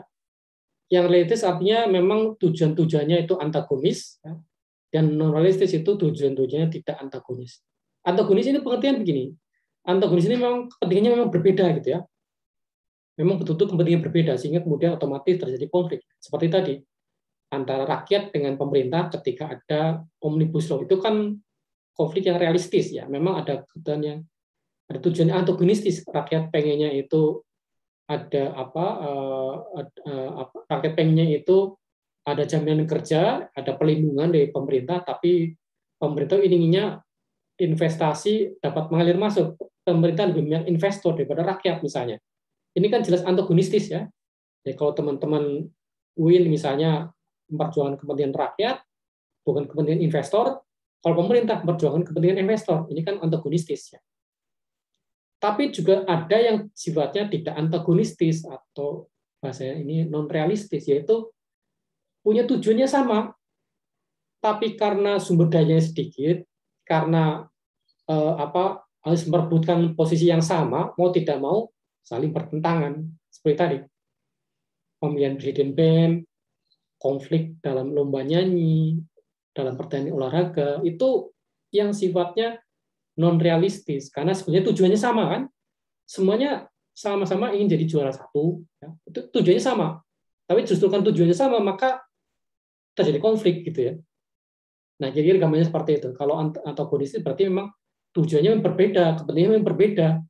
Tapi kalau misalnya pemilihan presiden BEM, pemilihan presiden, bahkan pemilihan presiden itu kan sebenarnya tujuannya sama, kepentingannya sama ya, sama-sama ingin jadi presiden, tujuannya sama-sama ingin menang. Tapi justru karena itu terjadi konflik gitu ya. Mungkin bisa ini bisa dipahami ya bedanya antara konflik yang realistis dan konflik yang non realistis ya. Kalau realistis memang konflik itu memang karena perbedaan kepentingan, perbedaan tujuan. Kalau non realistis ya justru sama kepentingan dan tujuannya, tapi jadinya malah terlibat dalam konflik gitu. Itu teori konflik fungsional. Nah, kemudian yang terakhir adalah teori konflik kekuasaan, ya, yaitu dari Ralph Dahrendorf. Ini juga ada artikelnya ya di Ikhlas sudah saya cantumkan ya teorinya Ralph Dahrendorf ini. Jadi Ralph Dahrendorf itu apa? Dia juga landasnya tetap teorinya Karl Marx ya. Dia separuh menerima, separuh menolak serta memodifikasi teori Marx ya. Jadi dia itu menolak teori Marx dalam konteks bahwa ini semata-mata terjadi antara kelas borjuis dan kelas proletar ya. Dia juga menolak teori Marx yang mengatakan salah ini akan terjadi selalu ini terjadi secara sama di semua tempat. Itu yang ditolak oleh Dahrendorf. Dan dia juga bertentangan dengan Marx dalam arti bahwa tidak selalu pemilik sarana produksi juga bertugas sebagai pengontrol sarana produksi. Jadi Dahrendorf membedakan antara pemilik sarana produksi, pengontrol sarana produksi, dan yang tidak punya akses terhadap sarana produksi. Kalau Marx kan cuma dua ya, pemilik sarana produksi dan yang bukan pemilik sarana produksi. Tapi kalau ini tiga, paling tidak. Ada pemilik sarana produksi, ada pengontrol sarana produksi, dan ada yang tidak punya akses terhadap sarana produksi. Nah, jadi ada pengontrol paling tidak. Pengontrol itu artinya orang yang mengendalikan kegiatan-kegiatan produksi, tapi bukan pemilik sarana produksi gitu ya. Contohnya pabrik ya. Yang mengelola pabrik itu tidak mesti yang punya pabrik. Yang punya pabrik orang mana, yang mengelola pabrik orang mana lagi, lain lagi. Jadi tidak mesti. Jadi orang yang ini menjadi mandor ya, yang jadi mandor, jadi manajer itu biasanya bukan yang punya sarana produksi. Ya. Yang menjadi mandor di sawah itu tidak mesti orang yang punya sawah. Tapi yang menjadi mandor adalah orang yang disewa oleh yang orang yang punya sawah untuk mengawasi orang yang menggarap sawah. Jadi paling tidak modern paling tidak tiga ini ya. Jadi bukan cuma dua, kalau maksud cuma dua. Ada pemilik sarana produksi, pengontrol sarana produksi, dan yang tidak punya akses terhadap sarana produksi. Nah, pertentangan kelas itu memang merupakan sumber konflik, tapi juga sumber perubahan sosial ya. Jadi kalau Marx kan tidak pernah mengatakan perubahan sosial, makanya mengatakan revolusi sosial. Tapi kalau Dahrendorf istilahnya bukan revolusi tapi perubahan sosial. Jadi tidak mesti bentuknya satu kelas menggulingkan kelompok lainnya, tidak mesti bentuknya seperti itu. Jadi kalau Marx kan mengatakan adanya pertentangan kelas akan memunculkan revolusi. Kelas proletar menggulingkan kelas borjuis. Tapi kalau Dahrendorf tidak mesti outcome-nya itu, tidak mesti luarnya seperti itu. Ya. Biasanya muncul perubahan sosial, tapi bukan dalam bentuk revolusi. Nah, ada hubungan kekuasaan yang menyangkut bawahan dan atasan itu juga menimbulkan munculnya kelas sosial ya. Jadi jadi Dahrendorf juga mengambil juga dari Weber ya. Jadi ketika di dalam masalah itu muncul relasi antara bawahan dan atasan, maka muncul kelas yang baru ya.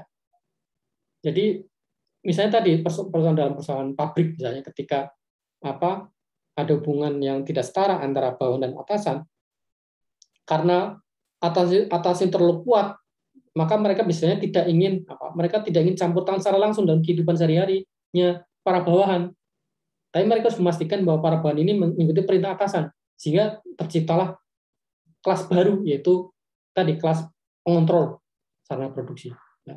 Nah itu mandor, manajer, atau pegawai kantor dan seterusnya. Itu sebenarnya kelas.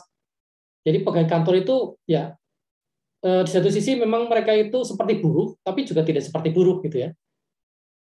Seperti buruh dalam arti mereka bukan yang punya sarana produksi, tapi mereka juga kondisi mereka juga tidak tertindas seperti dibayang oleh Marx, namanya karyawan tadi. Sehingga kalau di Indonesia itu ya namanya guru, dosen, dan yang lainnya itu kadang-kadang tidak merasa mereka itu buruh sebetulnya itu.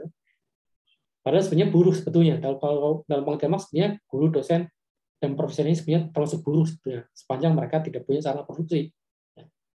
Tapi kan tidak ya, karena tadi penjelasannya Dahrendorf ya. Jadi kemudian ini menciptakan kebutuhan dari munculnya sebuah kelas baru yang melayani kepentingan penguasa untuk mengendalikan kelas masyarakat bawah gitu. Sehingga kemudian teori Dahrendorf itu memang sebagian itu bertentangan atau berbeda dengan teori Marx. Nah, kepentingan kelompok penguasa merupakan nilai-nilai yang merupakan ideologi yang mengabsahkan kekuasaan. Sementara kepentingan kelompok bawah itu pasti memberikan ancaman bagi ideologi ini serta hubungan sosial yang terkandung di dalam. Jadi ancaman dari kelas bawah terhadap kelas penguasa itu bukan semata-mata dari aspek materialnya saja, tapi dari aspek ideologinya malah Dahrendorf melihat itu. Jadi Dahrendorf melihat bahwa kepentingan kelompok masyarakat bawah itu pasti punya kepentingan ideologis yang berbeda dengan kepentingan kelompok masyarakat kelas atas, sehingga perlu tadi intermediate perantara antara kelas masyarakat bawah dan kelas masyarakat atas ya. Bentuknya macam-macam, kadang-kadang itu berupa agamawan, kadang-kadang berupa tenaga pendidik kayak guru ya, atau profesi seperti dosen itu kadang-kadang termasuk kelas pengontrol ini ya. Jadi tadi keberadaan jaksa, polisi, hakim, guru, dosen, manajer itu sebetulnya lebih banyak pada pengontrol produksi, karena kelompok-kelompok masyarakat ini sebenarnya dikendalikan juga oleh penguasa agar mereka mengendalikan masyarakat di bawah mereka, kira-kira seperti itu. Jadi konflik kekuasaan teori seperti dari Reindorf. Jadi itu yang saya kira dapat saya sampaikan untuk pertemuan kedua ini, yaitu terkait dengan teori-teori konflik yang ini merupakan perasaan atau ringkasan dari buku dan artikel yang sudah saya bagi melalui Ikhlas di Siska. Silakan jika barangkali ada yang mau ditanyakan dalam kesempatan ini.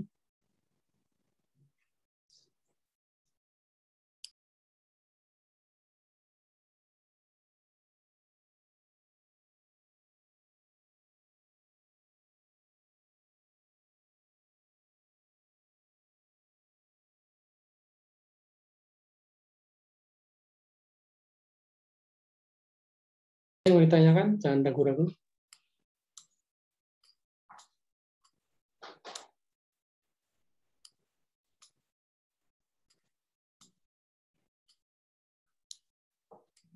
Izin bertanya, Pak. Oh iya, silakan. Ini kan tadi kan udah dijelaskan di berbagai tokoh ya, teori-teorinya. Dan kalau yang berlaku sekarang ini ataupun dapat disimpulkan secara etimologi, berarti secara singkatnya konflik itu seperti apa, Pak? Terima kasih, Pak. Ya, jadi kita kembali ke apa yang sudah saya sampaikan pada pertemuan sebelumnya. Jadi konflik itu ya ketika terjadi ini, ketika terjadi perbedaan kepentingan ya, ketika terjadi perbedaan kepentingan, ketika tidak terjadi ketidaksesuaian tujuan, pendapat, kepentingan antara satu kelompok dengan kelompok lain, atau satu orang dengan kelompok, atau antar orang, atau satu kelompok dengan kelompok lain, itu yang namanya konflik ya. Jadi sepanjang terjadi ketidaksesuaian dalam banyak hal antara satu kelompok dan kelompok lain, satu orang dan orang lain, itu sebenarnya termasuk kategori konflik sebetulnya. Jadi kadang-kadang tidak perlu juga orang berkonflik itu tidak mesti saling melotot ya. Jangan bayangkan orang berkonflik itu seperti di sinetron ya, harus saling melotot, berkacak pinggang, menatap mata dengan marah ya. Bukannya dibikin serem, nggak mesti konflik itu seperti itu. Kadang-kadang justru orang senyum itu di dalamnya tetap ada konflik sebetulnya itu ya. Atau dalam kehidupan pribadi berteman, tapi karena masing-masing sama-sama bersaing untuk memperebutkan posisi, itu tetap namanya konflik gitu ya. Konflik itu ya bukan berarti bermusuhan ya. Jadi dibedakan antara konflik dan permusuhan gitu ya. Jadi orang bisa saja berkonflik tanpa bermusuhan, gitu ya. Bisa saja. Tapi kalau orang bermusuhan itu pasti ada konflik gitu ya. Tidak mungkin orang bermusuhan tanpa konflik, itu tidak mungkin. Jadi gambarnya sederhana seperti itu ya, ketika terjadi ketidaksesuaian atau terjadi perbedaan antara satu kelompok dan kelompok lainnya, antara orang dan orang lainnya, atau orang dan kelompok, itu yang namanya konflik. Itu ya pengertian dasarnya konflik itu. Sedangkan mengapa terjadi, bagaimana prosesnya, nah itu teori-teori tadi yang menjelaskan. Mengapa terjadi, bagaimana, asal-usulnya apa, sumbernya dari mana, teori-teori tadi yang menjelaskan. Ya. Itu mungkin ada mungkin pertanyaan lanjutan, silakan. Ya, terima kasih, Pak. Nah, menurut George Simmel kalau nggak salah, itu kan dalam interaksi sosial kan nggak cuma ada konflik, ada juga harmoni ya, Pak ya, atau cinta dan benci seperti itu. Nah, selain dua dampak itu atau dua hubungan itu, atau mungkin ada lagi yang lain gitu, Pak. Kalau menurut yang lain gitu loh, Pak. Selain dalam interaksi sosial kan pasti ada konflik ataupun yang kedua yaitu harmoni atau bisa dikatakan cinta dan benci. Atau ada yang netral atau seperti apa itu, Pak? Terima kasih, Pak. Jadi apakah mungkin terjadi hubungan sifatnya netral ya antara dua pihak, antar orang, antar kelompok ya. Kalau dalam sejauh yang saya pahami dalam teori sosial itu, ketika orang terlibat dalam interaksi dengan sesamanya itu tidak mungkin netral, ya, tidak mungkin netral. Pasti ada salah satu ya, entah itu suka ataupun tidak suka. Pasti salah satu, tidak mungkin netral. Netral itu berarti kan tidak punya sikap gitu ya. Oh iya ada orang itu ya udah saya diam aja, nggak mungkin. Kalau itu terjadi berarti tidak ada interaksi gitu lah. Jadi sepanjang ada interaksi pasti menimbulkan entah itu harmoni atau konflik. Tidak mungkin tidak. Jadi tidak mungkin ada orang yang netral sekalipun. Nah, memang kecuali kalau konfliknya sudah berupa kekerasan. Nah, ini bisa ada pihak yang terlibat dalam konflik tapi tidak memihak salah satu, yaitu namanya ini kelompok independen gitu ya. Tapi kelompok independen juga bukan berarti tidak memihak. Ada pemihakannya, yaitu memihaknya bukan kelompok tapi memihaknya pada terciptanya situasi yang lebih damai gitu ya. Jadi pasti ada itu. Jadi netral dalam pengertian sama sekali tidak punya sikap ya. Netral dalam pengertian itu tidak punya tindakan apapun terhadap pihak lain itu tidak mungkin. Pasti ada tindakan tertentu, perilaku tertentu kepada pihak lain. Netral dalam pengertian itu tidak memihak sama sekali, tidak melakukan apa-apa sama sekali, tidak. Itu saya kira hampir tidak mungkin. Jadi kalaupun ada orang yang memang tidak memihak, itu sebenarnya memihak gitu ya. Seperti golongan putih ya, golput ya. Golput kan tidak memilih ketika pemilihan ya. Saya termasuk golput ya, tidak memilih ketika presiden. Tapi bukan berarti tidak memihak gitu. Saya memihak sesuatu yaitu ya karena menurut saya kedua pasangan calon presiden itu sama saja sebetulnya. Jadi saya anti terhadap kedua calon presiden. Tapi karena tidak ada calon presiden ketiga, ya saya golput. Gitu. Jadi itu saya bukan berarti tidak pro kontra. Saya kontra terhadap semua calon. Nah karena kontra terhadap semua calon maka saya tidak memihak, tidak memilih gitu. Jadi itu ya pengertian netral itu begitu ya. Ya jadi tergantung pengertian netral seperti apa. Jadi kalau menurut saya pengertian netral dalam arti ya sama sekali tidak punya reaksi, sama sekali tidak punya rasa, ya, sama sekali tidak bersikap. Ya. Ketika itu dalam interaksi itu saya kira hampir tidak mungkin ya. Saya kira kalau hampir semua orang ketika mengalami interaksi itu pasti ada sesuatu ya, entah itu sesuatu sifatnya konflik atau harmoni. Entah cinta, entah benci ya. Karena namanya manusia kan punya perasaan ya. Tidak seperti robot. Kalau robot ya kalau robot baru tidak merasa cinta, tidak merasa benci. Tapi kadang-kadang robot pun ingin jadi manusia ya kalau dalam film-film itu. Gitu ya. Atau ada respon lain silakan. Iya Pak, terima kasih Pak. Atau juga mengalami ini antara cinta dan benci ini kadang-kadang. Atau sedang mengalami seperti ini ya. Iya Pak, mengalami cinta dan benci yang mungkin berlebihan Pak. Waduh. Jadi kayak biasa aja gitu loh Pak responnya. Tapi ya, gitulah. Ya artinya tetap mengalami itu ya. Jadi netralnya biasa sajanya karena justru mengalami itu ya. Jadi kalau tidak mengalami antara cinta dan benci kan tidak mungkin netral ya. Tidak mungkin yang jadi apa. Kalau seperti ini kan kalau orang tidak punya cinta, tidak punya benci kan hambar perasaannya ya. Hambar banget Pak. Berarti kan sebetulnya ada sesuatu yang tidak setujui gitu. Tapi tidak diungkapkan ya, sehingga terasa hambar itu ya. Atau tidak tersampaikan, tidak disampaikan ya. Jadinya hambar gitu ya. Iya. Seperti saya ke politik Indonesia ya hambar karena merasa ini bukan sesuatu yang saya sukai politik Indonesia saat ini. Ya. Jadi saya hambar. Hambar itu dalam konteks sebenarnya menolak sebetulnya.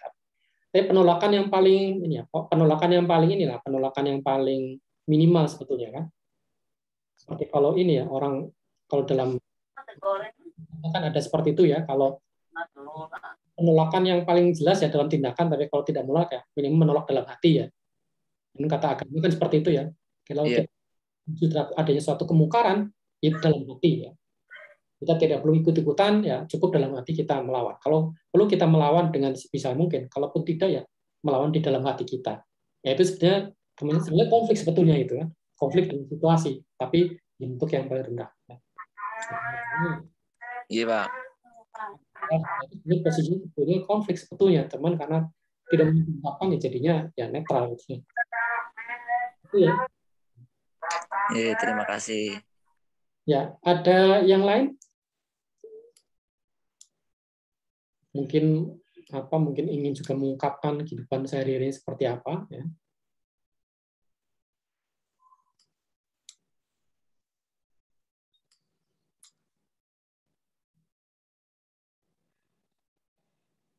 Ada yang mau disampaikan lagi?